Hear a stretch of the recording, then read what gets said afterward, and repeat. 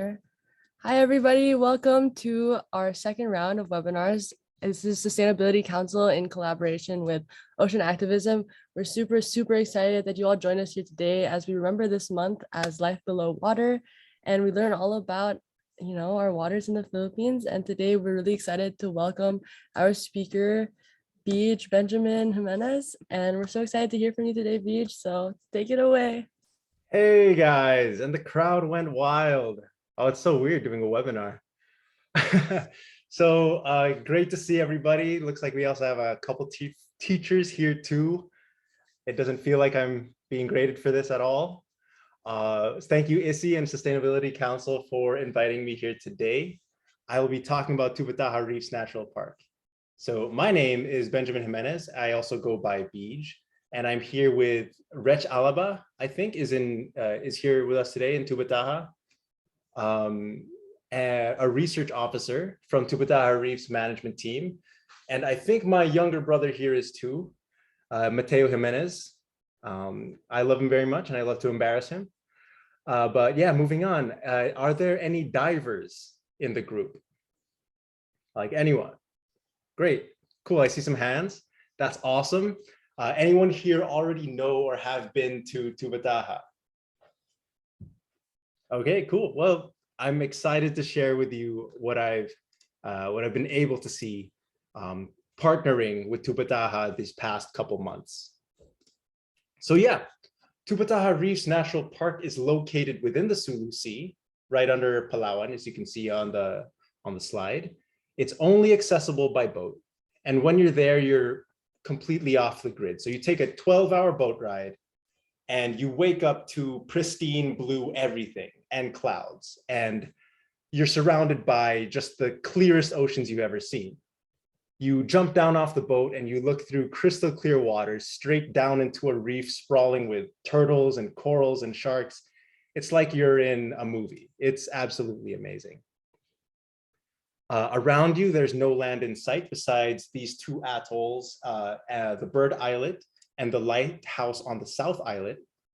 And it's a natural park with park rangers and researchers that live within the ranger station.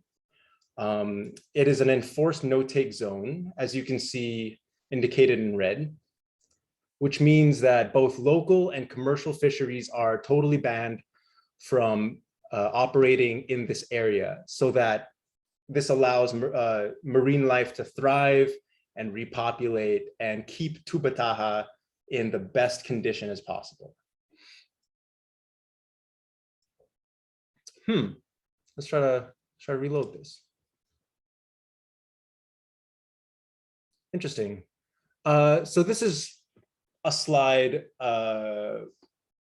that indicates the no-take zone and talks a little bit about our reefs. I'm just wondering, what do you guys see on your screen? It's like your browser. What's happening? It does say that it's part of the slide doesn't show. Maybe you can refresh. Show anyway? Oh, perfect. There we go. Okay. All right. So this no-take policy is strictly enforced, and violators are apprehended by the park rangers. And by implementing this no-take zone, fish stocks and larvae can be distributed to surrounding coastal communities. The top left photo shows our park rangers. And last year in October, the park rangers actually caught a fishing vessel with 5 tons of fish. Additionally, they found an internationally protected Napoleon wrasse and paraphernalia that could be used for dynamite fishing. So if TMO and our park rangers are here, round of applause for you guys, because this is incredible. And also please follow Tubbataha Reefs on Instagram if you haven't already. They update you guys on everything, and it's very interesting, and they're always doing such hard work there.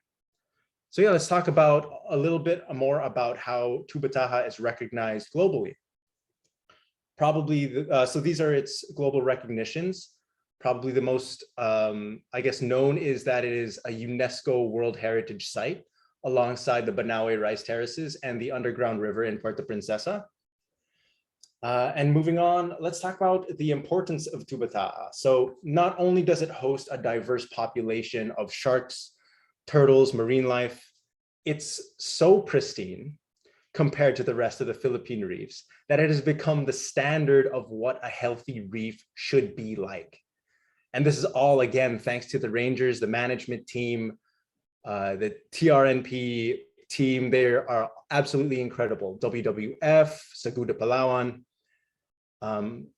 And additionally, after a 2006 UP Visayas study, they found that Tubbataha is both a source and a sink of marine life, meaning that it is such a rich ecosystem that marine life come to feed and breed and distribute larvae through currents that change within the monsoon season. It's essentially like a coral mother or a coral factory in the center of the Sulu Sea, distributing coral life and marine life everywhere around. And it's absolutely incredible. So let's look at that a little bit. So here we have an example of Tubbataha being a source. You can think of Tubbataha, located in the center over here, as the mother of all corals in the Philippines. It's so this is a cool simulation given to me by TMO to the Tubbataha Reefs, Tubbataha Management Office. It is a simulation that visualizes the dispersal of coral larvae and eggs around the Sulu Sea. So baby corals are carried from Tubbataha across the Sulu Sea, populating coral colonies all over the Coral Triangle. So let's think about this for a second. If you've ever been diving or snorkeling in Palawan or the Western Visayas or Mindanao region, the corals you saw are probably related to or have come from Tubbataha. And just thinking about that is absolutely fascinating. So here, yeah, you can see them travel to Palawan, to Dumaguete, Iloilo, Zamboanga, and even Malaysia on the bottom left.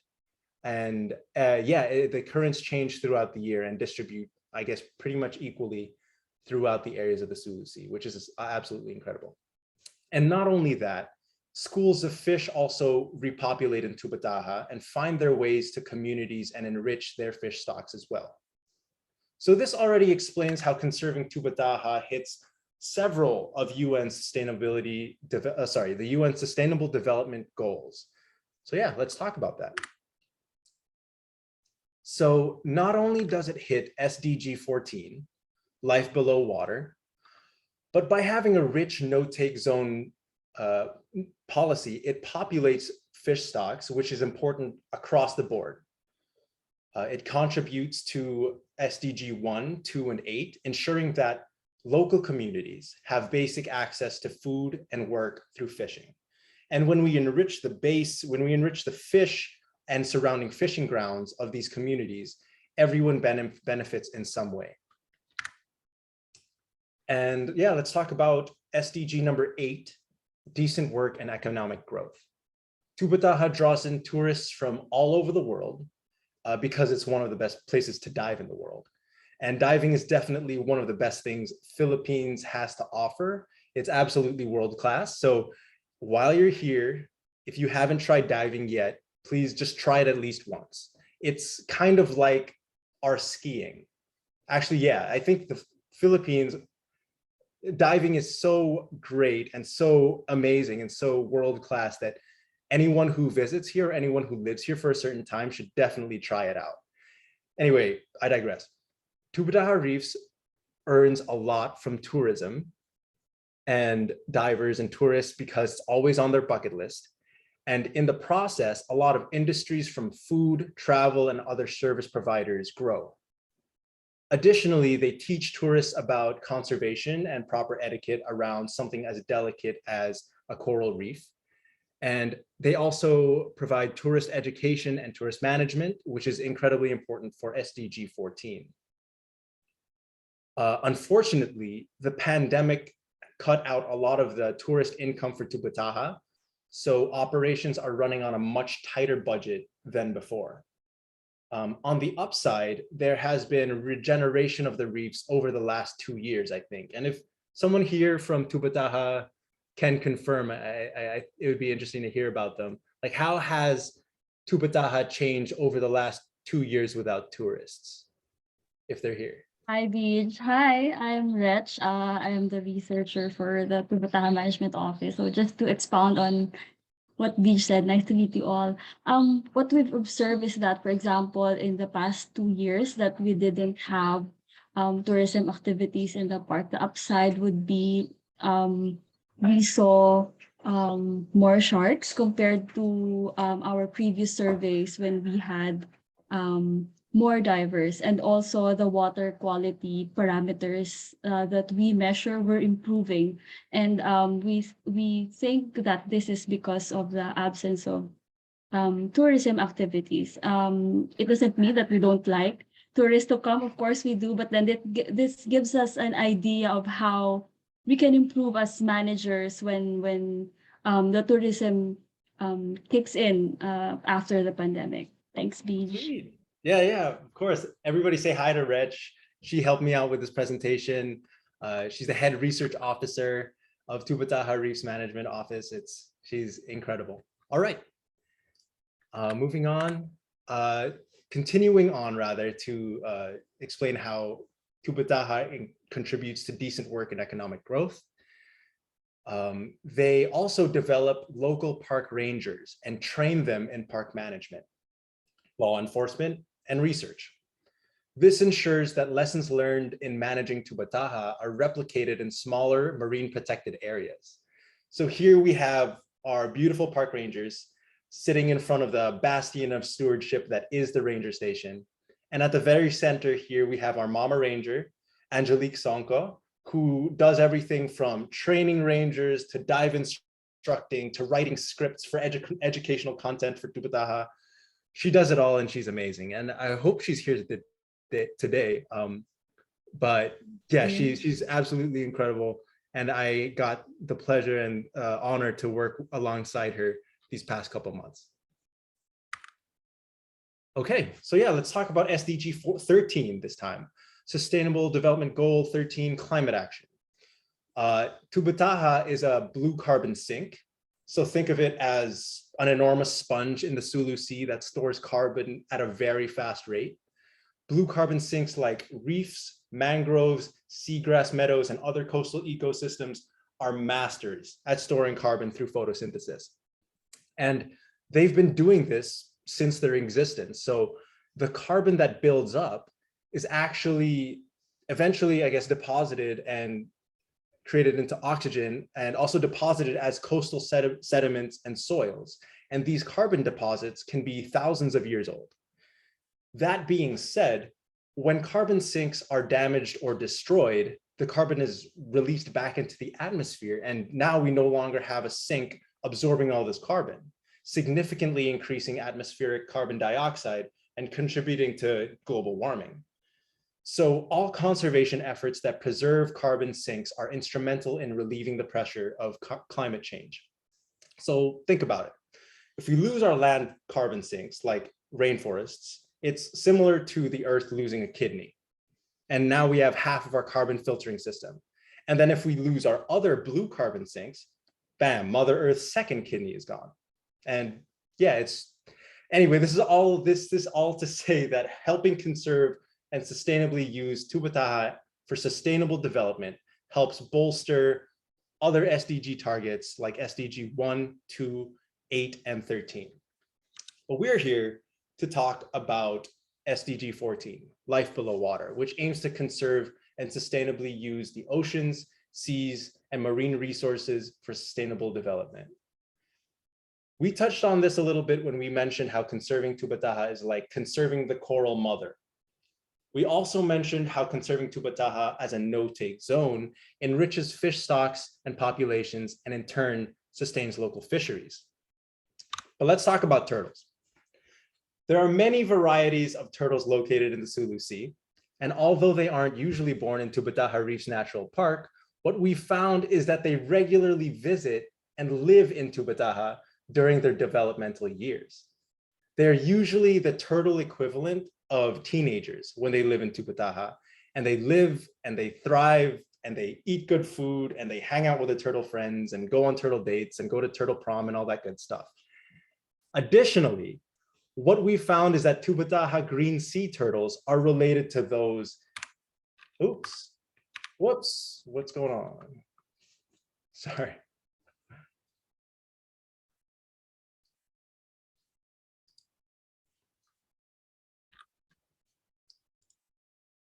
So yes, additionally, what we found is that Tubbataha turtles are related to those in Japan, Australasia, and East Africa. So think about it a little bit. Tubbataha has an international community of high school teenage sea turtles. It's basically International School of Turtles, IST. It's Turtle High School. Tubbataha is Turtle High School. IASA swimming, you guys lose. Turtles win. So they come to Tubbataha from international waters and local waters alike. They hang out, they develop, they eventually return to their original nesting sites and breed and lay eggs. And it's all fascinating. And it just goes to show how awesome Tubbataha is and how rich Tubbataha is. So how did we figure all of this out? This brings me to a key pillar of Tubbataha Reef Natural Park's work, and that is research. So Tubbataha has 3 regular research trips in the park every year, and 1 to 2 research groups from the Philippines or international communities. They will have rangers, marine biologists, divers, students, volunteers, all come to the park and conduct research on the coral reef, marine life, and seabirds around the area. Oftentimes, they are from organizations and foundations and research institutes like LAMAVE, which we'll touch on a little bit later. What's important is that Tubbataha is basically an untouched laboratory, relatively undisturbed by humans, which is incredibly rare and very valuable. It asks the question, what would life underwater be like without humans? And the answer is Tubbataha. So in the case of our turtle data, it was the Malaysian Marine Research Foundation that did turtle research with Tubbataha a couple of years ago. They helped upgrade data gathering from acoustic trackers that only tracked within a certain range. They've added satellite trackers that could track movement and behavior on a global scale. Initially, they also had the assumption that during data collection, turtles with large shells and large tails meant that they were male, and conversely, small shells and tails meant they were female. But this needed to be obviously a lot more concrete for actual precise data. They improved on this data gathering by performing a quick surgery to figure out the actual sex and approximate age of the turtles. So the picture on the right is the rangers collecting the turtles for data gathering and tagging. Here we see that in action, all in the name of research and conservation. They would jump and dive from the boat to catch turtles. Also, just look at that ocean. It's absolutely beautiful. There was a contest to see who could catch the largest and smallest turtles. There was incentives. They were all brought to the ranger station, tagged and measured. They did this laparoscopic procedure to figure out the sex and age. They also gathered the DNA to figure out where the turtles originated from, and we found out different parts of the world. And on the very right, you see a very shy turtle with a new tracking device. Let's look at shark research a little bit. LAMAVE is Large Marine Vertebrates Research Institute of the Philippines. They were able to track down and tag white-tip sharks, gray reef sharks, and manta rays. What's really exciting is that they found a rare tiger shark that can only be seen in Tubbataha. They found him, and it was exhilarating. It was like seeing a unicorn. They attached a satellite tracker to monitor its movement, and for 2 years, after they tagged the shark, it seemed to be happy and thriving. But in 2018, something changed. So yeah, let's take a look at what it's like to track a shark. So here he is, the legendary tiger shark with a striped pattern. You can see on its dorsal fin the attached satellite tracker. And on the right, you can see the map where the shark ventured. 2016 is marked in yellow. 2017 is marked in red. Both years happy within the park. But eventually in 2018, he decided to go on a grand adventure to Western Mindanao, to all of these different areas. And on one day of 2018, he just blipped out from the map and was nowhere to be found. It's definitely heartbreaking to see something so rare desperately search for something and vanish at the end. I'm actually wondering what happened, or if I'm telling the story correctly. But yeah, that's the research Lamave done with Tubbataha, and they're always looking for new interns and new volunteers. So if you want to do marine research, you can look towards Tubbataha and towards Lamave. So yeah, let's look a little bit about towards seabirds. Tubbataha is the last seabird stronghold in the Philippines. It's a regular breeding site for 7 different kinds of seabirds, and they are biological indicators. Their presence means that the reefs are bountiful.